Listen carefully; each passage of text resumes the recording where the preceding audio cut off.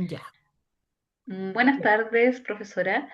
Somos Julieta Trejo y Alejandra Riesco, y en esta presentación expondremos nuestra revisión bibliográfica titulada Alteraciones observadas en el hipocampo en pacientes diagnosticados con trastorno depresivo mayor.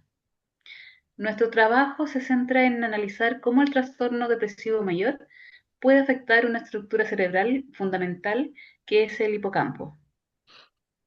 Bueno, el trastorno depresivo mayor o TDM, como sus siglas, en, tiene otras siglas en inglés. Es una de las patologías psiquiátricas más frecuentes a nivel mundial y se caracteriza por tener síntomas como tristeza persistente, la pérdida del interés, alteraciones cognitivas y dificultades en la regulación emocional. Desde la psicobiología hay diversas investigaciones que han tratado de comprender qué cambios ocurren en el cerebro de los pacientes con depresión. Y se ha identificado que es el hipocampo una de las estructuras que es la más afectada.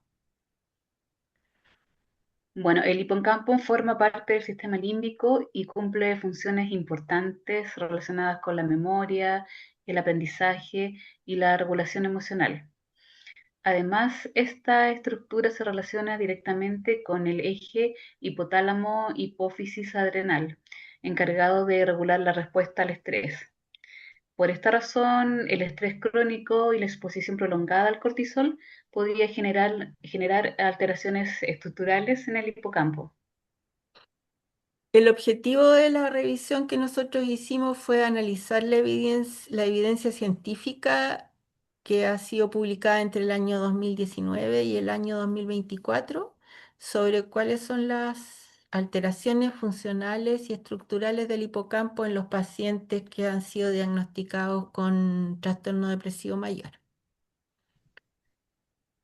Para realizar esta revisión utilizamos la base de datos PubMed. Se emplearon los términos de búsqueda Major Depressive Disorder y hipocampos. Inicialmente encontramos 124 artículos y después pusimos los criterios de inclusión y exclusión y seleccionamos estudios empíricos en humanos que fueron publicados, como decíamos antes, entre el 19 y el 2024 y que tengan acceso al texto completo. Y finalmente de todo eso se seleccionaron 5 estudios para el análisis.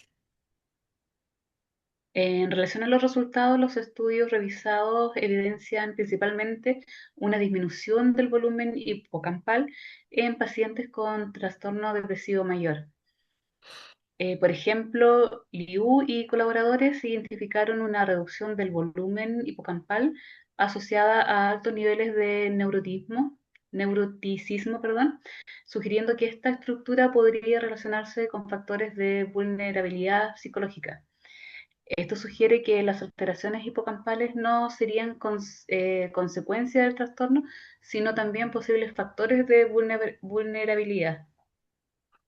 Hay otro investigador que se llama Agamo Hamadi Sereshki y con sus colaboradores que también observaron que habían alteraciones en las subregiones específicas del hipocampo en pacientes que tenían antecedentes de vivir adversidad temprana.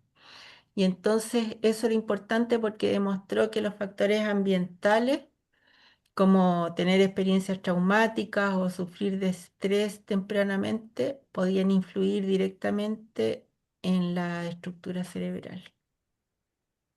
Además, Zhang y colaboradores encontraron alteraciones hipocampales en adolescentes con depresión e intento suicida, asociados estos cambios con una mayor gravedad clínica del trastorno.